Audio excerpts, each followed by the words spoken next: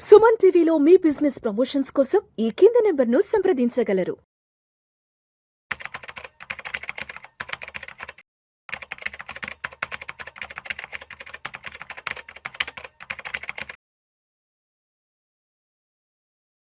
Sir Pawan గారు నమస్తే sir. నమస్కారం సార్ పవన్ గారు, ఈ వీడియోలో కాస్త ఎక్స్క్లూజివ్గా మంచి ఉద్యోగం చేస్తూ సంపాదించే వాళ్ళ గురించి కొంచెం మాట్లాడుకుందాం సార్.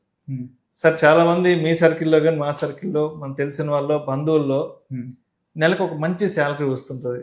1 లక్ష సంపాదించే వాళ్ళు, 2 లక్షలు సంపాదించే వాళ్ళు, 3 నుంచి 5 లక్షలు సంపాదించే వాళ్ళు కూడా అబ్వియస్గా మన సర్కిల్లో మన ఫ్రెండ్స్ ఉంటారు, మన స్కూల్ మేట్స్, కాలేజ్ మేట్స్ ఉంటారు, మనకు తెలిసిన వాళ్ళు ఉంటారు. సరే, మీకో నాకో ఎప్పుడో ఒక 5,000 10,000 అవసరం అయ్యి ఒక ఫ్రెండ్కి కాల్ చేస్తాం సార్. అరే మామ అర్జెంటుగా ఒక 5,000 కావాలి, మా 10,000 కావాలని ఫోన్ చేస్తాం. వెంటనే ఏం చెప్తారంటే, అరే లేదురా నా దగ్గర అకౌంట్ మొత్తం ఖాళీ అయిపోయింది, 15th కల్లా నా అకౌంట్ ఖాళీ అయిపోద్ది, నాకు కూడా ఎంత వచ్చినా సరిపోవట్లేదురా అని చెప్తుంటారు కదా. ఎందుకంటారు అంత పెద్ద ఎత్తున సంపాదిస్తున్నా కూడా 10వ తేదీకో 15వ తేదీకో మా అకౌంట్ ఖాళీ అయిపోయింది కాబట్టి నేను ఒక 5,000 10,000 ఇవ్వలేకపోతున్నానంటూ కూడా చాలా మంది చెప్తుంటారు కదా. ఏంటి? ఎందుకంటే ఒకప్పుడు మన పేరెంట్స్ అనేవాళ్ళు ఒక 20-25 ఏళ్ళకు ముందు అప్పట్లో జీతాలు తక్కువ, 4,000 5,000 అంటే ఆ రోజుల్లో చాలా గొప్ప జీతాలు.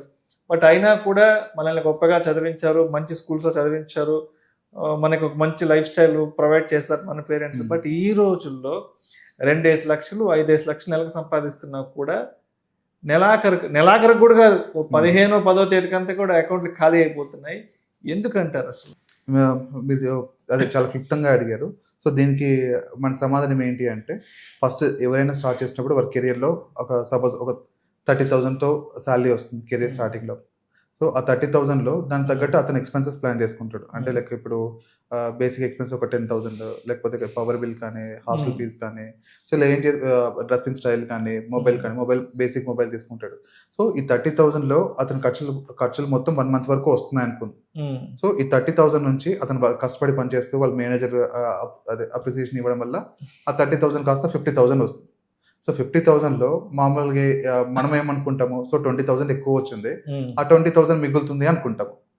సో మామూలుగా ఎవరైనా సరే 20,000 ఎక్కువ వచ్చిన తర్వాత సరే ఎక్స్పెన్సెస్ తగ్గుతాయి కదా అని వాళ్ళు అనుకుంటారు. కానీ రియాలిటీకి వచ్చేసరికి ఇప్పుడు మీకు బేసిక్గా మామూలు మొబైల్ వాడేదానికి సో నాకు పెరిగింది కదా అని చెప్పేసి అతను కొత్త మొబైల్కి అప్గ్రేడ్ అవుతారు. సో నేను బేసిక్ బట్టలు వాడుతున్నాను, సో ఇప్పుడు బ్రాండెడ్ వాడదాము అని చెప్పేసి బ్రాండెడ్కి అలవాటు పడతారు. సో ఇప్పుడు నేను హాస్టల్లో తింటున్నాను, నేను రెస్టారెంట్స్లో తినాలి అని చెప్పేసి లైఫ్ స్టైల్ ఎక్స్పెన్సెస్. సో మీకు ఏవి చూసినా సరే ఆ 20,000 తగ్గ ఖర్చు ఆల్రెడీ మీకు వచ్చేసి ఉంటుంది. సో మీకు నెక్స్ట్ మంత్ శాలరీ పెరుగుతుంది అంటే ఈ పాటికి మీకు ఖర్చులు వచ్చేసి ఉంటాయి. సో ఈ 50,000 నుంచి ఒకవేళ 1 lakh వచ్చింది, సో ఇప్పుడు అతను 2-wheeler కానీ 4-wheeler కానీ ప్లాన్ చేసుకుంటాడు. సో ఆ 4-wheeler కూడా మళ్ళీ అప్గ్రేడేషన్కి వెళ్తారు. ఇప్పుడు సపోజ్ బేసిక్ టాటా దగ్గరికి వచ్చింది, సో టాటా నుంచి లైక్ స్కోడానో లేకపోతే మీద ఇంకా హుండై, సో ఇలా బేసిక్ అప్గ్రేడేషన్కి వెళ్తూ ఉంటారు. So at the same time me investments upgrade అవుతున్నాయా లేదా? సో 30,000లో మీరు 3,000 చేస్తున్నారు ఇన్వెస్ట్మెంట్, సో మీరు 50,000లో 5,000 చేయగలుగుతున్నారా? 1 lakhలో మీకు 10,000 చేయగలుగుతున్నారా? సో మీ ఇన్వెస్ట్మెంట్స్ అప్గ్రేడ్ అవుతున్నాయా అంటే మాక్సిమం ఆన్సర్ నో ఉంటుంది. ఎందుకంటే 3,000 చేసుకుంటున్నాం సరిపోతుంది అనుకుంటారు. But me life style expenses, me basic expenses పెరుగుతున్నప్పుడు మీ ఇన్వెస్ట్మెంట్ అమౌంట్ కూడా పెంచుతూ పోవాలి. అప్పుడే లైక్ మీ ఫైనాన్షియల్ గోల్ అనేది ఈజీగా రీచ్ అవ్వగలుగుతాం. ఎందుకంటే ఒక పర్సన్ కెరీర్ స్టార్ట్ చేసినప్పుడు ఎలా అయితే జీవిస్తాడో అదే కెరీర్ ఎండ్ చేసినప్పుడు అదే లెవెల్ ఆఫ్ లైఫ్ స్టైల్ అయితే మెయింటైన్ చేయడు. సో దానికి తగ్గట్టు మన ఇన్వెస్ట్మెంట్ అమౌంట్ అనేది పెంచుకుంటూ పోతే మనకి ఈజీగా ఫైనాన్షియల్ గోల్స్ అచీవ్ చేసుకోవచ్చు. సార్ పవన్ గారు, ఇప్పుడు బడ్జెట్ అంటే చాలా మంది వెంటనే భయపడిపోతారు, వామ్మో బడ్జెట్ వేసుకోవాలని. అంటే ఇప్పుడు ఉద్యోగం చేసి సంపాదించే ప్రతి ఒక్కరూ 1వ తారీఖు రాగానే ఎటువంటి బడ్జెట్ వేసుకోవాలి అసలు? ఇప్పుడు అందరి బడ్జెట్ అంటే ఏంటి అంటే మనం ఏదైనా సాక్రిఫైస్ చేసుకోవాలి, మనం త్యాగం చేయాలి, సో బడ్జెట్ వేసుకుంటే మనము ఎంజాయ్ చేయలేము అనే మైండ్ సెట్ ఉంటుంది. కానీ బడ్జెట్ అంటే మనము మనకి ఏం ఖర్చులు ఉన్నాయి మంత్లో, సో మనము ఎంత శాలరీ వస్తుంది, ఎంత సేవ్ చేయగలుగుతాము, జస్ట్ ఇవి మనకు ఐడియా ఉంటే సరిపోతుంది. ఈరోజు సపోజ్ మీకు సడన్గా మీ ఇంట్లో ఎవరైనా పెద్దవాళ్ళకి టాబ్లెట్స్ కావాల్సి వస్తుంది, సో 2,000 మీరు ఖర్చు పెడతారు. ఆ 2,000 అనేది మీకు ఏమవుతుంది, ఎక్స్ట్రా అవుతుంది, ఎందుకంటే మీ ప్లాన్లో అది లేదు. సో మామూలుగా 2000 టాబ్లెట్స్ ఇలా మా మమ్మీకి తీసుకోవాలని చెప్పి ప్లాన్ లేదు. సో అదే ఒకవేళ మీకు ఆల్రెడీ బడ్జెట్ వేసుకొని ఓకే మమ్మీకి షుగర్ పేషెంట్ కాబట్టి 2000 టాబ్లెట్స్ కావాల్సి వస్తుంది అని చెప్పి మీరు ఉన్నారనుకోండి, సో అది ఆబ్వియస్గా మీకు ఉంటుంది కాబట్టి దాని తగ్గట్టు మీ ఎక్స్పెన్సెస్ కూడా తగ్గుతాయి. మీకు రెస్టారెంట్కి వెళ్ళడమో లేకపోతే బయటకు వెళ్ళడమో తగ్గిస్తారు. సో అంతే తప్ప మీరు బడ్జెట్ వేసుకోవడం వల్ల మీరు నష్టపోయేది ఏమేమి ఉండదు. అట్ ద సేమ్ టైం మీకు ఇంకా ఫైనాన్షియల్గా అడ్వాంటేజ్ అవుతుంది. సో ఎప్పుడైనా సరే మన ఖర్చులని మన సేవింగ్స్ని మనకు మంత్ స్టార్టింగ్లోనే చేసుకుంటే మీ బడ్జెట్ అనేది పర్ఫెక్ట్గా ఉంటుంది. మీ ఫైనాన్షియల్ ప్లానింగ్ కూడా ఈజీ అవుతుంది. Right right. సో పవన్ గారు, నేను ఒక 15 years బ్యాక్ ఫస్ట్ టైం హైదరాబాద్కి వచ్చాను సార్. 2009, 2010 ఆ టైంలో హైదరాబాద్ వచ్చాను. సో రావడం మన శ్రీనగర్ కాలనీలో దిగాను, ఫ్రెండ్స్తో పాటు రూమ్లో దిగాను. రోజు పొద్దున పూట సాయంత్రం పూట అలా వాక్ చేసుకుంటున్నప్పుడు నేను చూస్తూ ఉండేవాడిని రోజు. నెలకి 50,000 రూపాయలు కానీ సంపాదిస్తే ఇదే శ్రీనగర్ కాలనీలో మహారాజాలాగా బ్రతకొచ్చినప్పుడు అనుకునేవాడిని సార్. సో మరి ఇప్పుడు 50,000 లక్ష రూపాయలు సంపాదించిన ఇప్పుడు శ్రీనగర్ కాలనీలో ఒక మంచి లైఫ్ స్టైల్ మెయింటైన్ చేయడం అనేది అది జరిగే పని. అంటే ఇక్కడ ఇన్ఫ్లేషన్ అనేది ఒకటి ఉంటుంది కదా సార్, అది ఎలా పనిచేస్తుంది? ఎందుకంటే 15 సంవత్సరాల క్రితం 50,000 అనేది ద బిగ్గెస్ట్ శాలరీ. 2009, 2010 ఆ టైంలో 15,000 శాలరీ అంటే అది చాలా గొప్ప శాలరీ. ఇప్పుడు కూడా 50,000 శాలరీలు వచ్చేవాళ్ళు ఉన్నారు కదా, మరి ఇప్పుడు 50,000 శాలరీ వస్తే అటువంటి లైఫ్ స్టైల్ మనం అనుభవించగలమా? దీంట్లో మీకు ఇయర్ ఆన్ ఇయర్ చూసుకుంటే ఇన్ఫ్లేషన్ అనేది చాలా మేజర్ రోల్ ఉంటుంది. మీకు ఒక ఎగ్జాంపుల్ చెప్తాను. ఇప్పుడు మన తాతగారు ఎగ్జాంపుల్ తీసుకుందాం. సో ముగ్గురు ఫ్రెండ్స్ ఉన్నారు. ముగ్గురు ఫ్రెండ్స్ ఉంటే ఫస్ట్ వాళ్ళ తాత ఏమి ఇచ్చాడు, 1 ఎకరా పొలం ఇచ్చాడు. సో అది వాళ్ళ మనవడికి వచ్చింది. నెక్స్ట్ తాత ఆ ఎకరా పొలం సపోజ్ 10,000 అనుకుందాం, ఆ 10,000 యాజ్ ఇట్ ఈస్ గా వాళ్ళ మనవడికి ఇచ్చాడు. మూడో పర్సన్ వాళ్ళ తాత గోల్డ్ ఇచ్చాడు. సో సపోజ్ అప్పటికి 1 kg గోల్డ్ వచ్చింది అనుకోండి, అదే kg గోల్డ్ ఇతనికి ఇచ్చాడు. సో ముగ్గురు ఈరోజు వాళ్ళ ఎవరెవరి అవసరాన్ని బట్టి వాళ్ళు అమ్ముకుందాం అనుకుంటే, ఆ ఫస్ట్ అతనికి ఎవరికైతే 1 ఎకరా ల్యాండ్ వచ్చిందో అదే వాళ్ళ తాత ఇచ్చాడో, అంటే అప్పట్లో ఆ 3 సేమ్ ప్రైస్. అంటే ఇప్పుడు మనకి గోల్డ్ 1.5 lakhs ఎలా అయితే ఉందో 1 ఎకరా మామూలుగా 1.5 ఉందో, 3 మామూలుగా మనం కంపేర్ చేసుకుంటే అప్పట్లో సేమ్ ఉంది. సో ఇప్పుడు మీరు చూసుకుంటే 1 ఎకరా ల్యాండ్ ఏమో ఆల్మోస్ట్ లైక్ మీకు 80-90 lakhs ఉంటుంది. సో గోల్డ్ ఏమో 60-70 lakhs వరకు వస్తుంది. సో మీకు అదే 10,000 ఉంటుందా అనేది మీరు ఆలోచించుకోవాలి. అంటే అప్పుడు మీకు 10,000 అనేది చాలా ఎక్కువ. ఇందాక మీరు అన్నట్టు లైక్ 2008లో 50,000 వస్తే లగ్జరియస్ లైఫ్ బతకొచ్చు. సో అదే మన తాత వాళ్ళ దగ్గరికి వచ్చినప్పుడు మనీ అనేది అదే ఉంది. కాకపోతే అక్కడ 10,000 రూపీసే ఉంది, ఇక్కడ 10,000 రూపీసే ఉంది. కానీ అప్పట్లో మీకు చాలా ఎక్కువగా వచ్చేవి. అంటే మన లైఫ్ స్టైల్ చాలా లగ్జరీస్ గా బతకొచ్చు. కానీ అదే 10,000 ఆ కాలం నుంచి ఈ కాలం వరకు తీసుకొస్తే మనం అదే 10,000 తో బతకచ్చా అంటే ఖచ్చితంగా నో అనే చెప్పాలి. సో ఎందుకు అంటే మనం ఏదైతే లైక్ ఈ సేవ్ చేస్తున్నామో అది ఇన్ఫ్లేషన్ అనేది మాక్సిమం తినేస్తుంది. సో అది తినడం వల్ల ఏమవుతుంది అంటే మనకి దానికంటే ఇంకా ఎక్కువ ఖర్చులు. సపోజ్ ఇప్పుడు 1 లీటర్ పాలు తీసుకుంటే ఈ రోజు 66 రూపాయలు, సో నెక్స్ట్ ఇయర్కి వచ్చేసరికి 70 రూపాయలు. సో ఆ 4 రూపీస్ గ్యాప్ అనేది మనం సృష్టించుకోగలగాలి ఇయర్ ఆన్ ఇయర్. అలా సృష్టించుకోగలిగితేనే మనకు అనేది రేపు మనం ఏదైతే లగ్జరియస్ లైఫ్ ఈ రోజు మెయింటైన్ చేస్తున్నామో అలాంటిది అచీవ్ చేయొచ్చు. లేదు ఇన్ఫ్లేషన్ కనుక దృష్టిలో పెట్టుకోకుండా నేను రిటైర్మెంట్ కి నాకు 1,00,000 రూపాయలు సరిపోతుంది అనుకుంటే ఖచ్చితంగా మనకి ఇబ్బంది పడాల్సి వస్తుంది. సో మనం కష్టపడుతున్నా సరే మన ఇన్ఫ్లేషన్ దృష్టిలో పెట్టుకొని ప్లాన్ చేసుకోకపోతే రేపటి రోజున మనము ఎంత ప్లాన్ చేసుకున్నా మనకి ఇబ్బంది పడాల్సి వస్తుంది. సో పవన్ గారు, అదేవిధంగా ఫైనాన్షియల్ ప్లానింగ్లో, ఫైనాన్షియల్ మేనేజ్మెంట్లో ఎమర్జెన్సీ ఫండ్ అనే దానికి మనం ఇవ్వాల్సిన ఇంపార్టెంట్ ఎంతవరకు ఉందంటారు? ఇప్పుడు ఎమర్జెన్సీ ఫండ్ అనేది ప్రతి ఒక్కరికి మ్యాండేటరీగా ఉంటుందండి. ఇప్పుడు ఒక వ్యాపారం చేసే అతను కానీ, ఉద్యోగం చేసే అతను కానీ, ఇప్పుడున్న ఐటీ సెక్టర్ చూసుకుంటే లైక్ ఎప్పుడు జాబ్ ఉంటుందో ఎప్పుడు జాబ్ పోతుందో ఎవరికి తెలియదు. సో ఒకవేళ మీకు జాబ్ పోయింది, సో మళ్ళీ మీకు జాబ్ రావడానికి టైం పడుతుంది. సో మీకు ఈ 3 months కానీ 6 months కానీ ఈ సర్వైవల్ ఏవైతే ఉంటుందో అప్పుడు మీకు మీ లైఫ్లో డిస్టర్బ్ కాకుండా సర్వైవ్ అవ్వగలుగుతున్నారా అవ్వలేరా అనేది మీకు ప్రశ్నించుకోవాలి. సో ఇప్పుడు సపోజ్ మీకు ఒక 1 lakh వస్తున్నప్పుడు 60,000-70,000 మీకు ఎక్స్పెన్సెస్ ఉన్నాయి, ఈఎంఐస్ కానీ పిల్లల ఎడ్యుకేషన్ కానీ. సో ఏవి చూసుకున్నా మీకు 60,000-70,000. అదే 60,000-70,000 6 to 7 months మీకు ఏదైతే ఉందో ఆ 6 to 7 months మీరు మీ లైఫ్ స్టైల్ డిస్టర్బ్ చేయకుండా సర్వైవ్ అవ్వగలుగుతున్నారా లేదా అని చెక్ చేసుకోవాలి. అలాంటి టైంలో మీ ఇన్వెస్ట్మెంట్స్ కానీ ఏవైనా సరే మీరు విత్డ్రా చేసుకోకూడదు. At the same time me life style disturb అవ్వకూడదు. సో అలాంటి టైంలో మనకి ఎమర్జెన్సీ ఫండ్ అనేది మ్యాండేటరీగా చేసుకోవాల్సి వస్తుంది.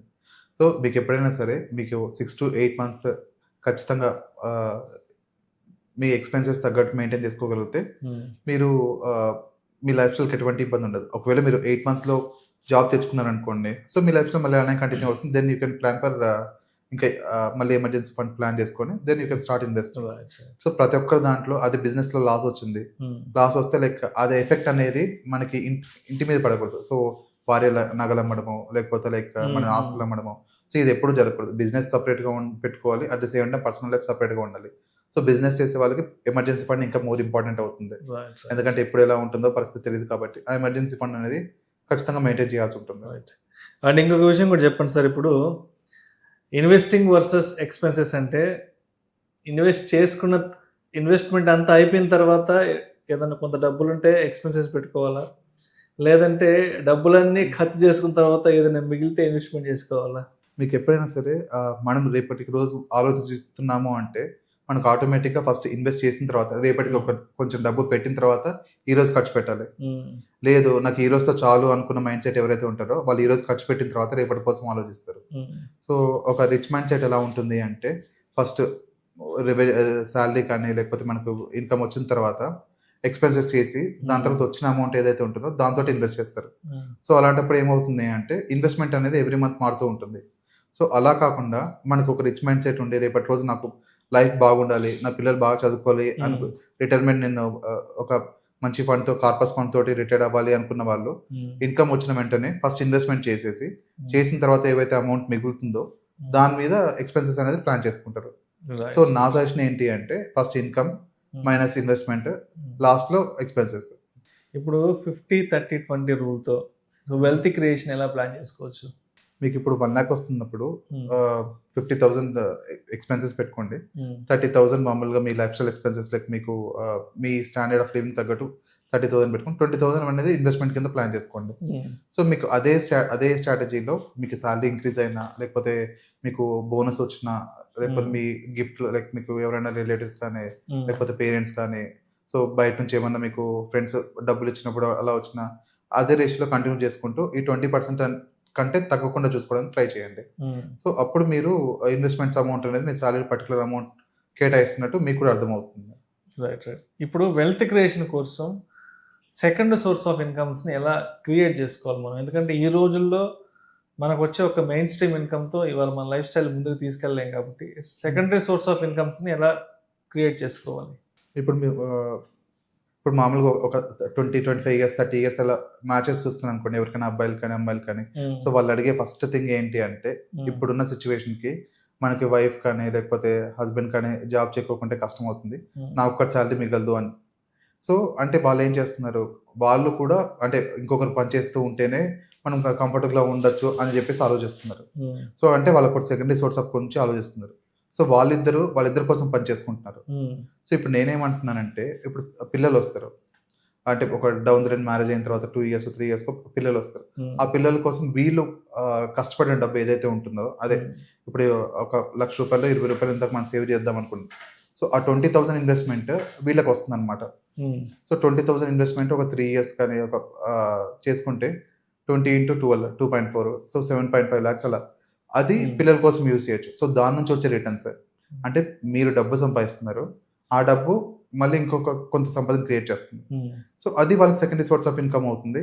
ఆ సెకండరీ సోర్స్ ఆఫ్ ఇన్కమ్ ఏవైతే ఉంటుందో అది పిల్లల కోసము వాళ్ళ ఎడ్యుకేషన్ కోసం దానికోసం ప్లాన్ చేసుకుంటూ ఉండొచ్చు.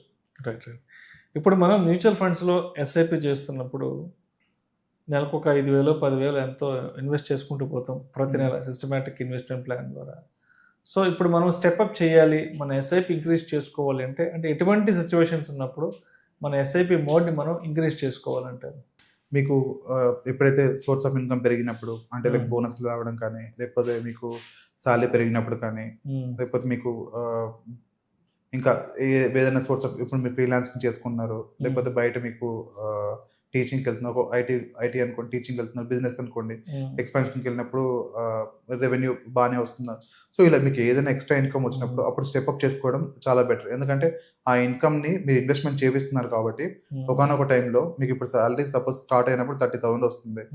సో ఎండ్ అయ్యేటప్పటికి అంటే మీకు కెరీర్ అయిపోయేసరికి 6 to 7 lakhs వస్తుంది. సో కెరీర్ అయిపోయే సమయానికి మీకు అదే 6 to 7 lakhs మీరు సంపాదించిన దాని వల్ల నుంచి రావాలి, అంటే సెకండరీ సోర్స్ ఆఫ్ ఇన్కమ్ నుంచి రావాలి. ఉమ్, సో ఇలా రావాలి అంటే మీరు స్టార్టింగ్లో 3,000 ఇన్వెస్ట్మెంట్ చేస్తే 60 ఇయర్స్ కూడా మీరు 3,000 చేస్తానంటే ఉమ్, కుదరదు. సో ఎప్పటికప్పుడు ఎవ్రీ ఇయర్ ఆన్ ఇయర్ మీరు స్టెప్ అప్ చేసుకుంటూ పోతే అది సపోజ్ ఒక 3,000 కానీ 500 కానీ, సో మీకు వచ్చే ఇన్కమ్ బట్టి మీరు ప్లాన్ చేసుకుంటూ పోతే ఉమ్, మీ ఫైనాన్షియల్ గోల్ అనేది తొందరగా అచీవ్ అవ్వడానికి కుదురుతుంది.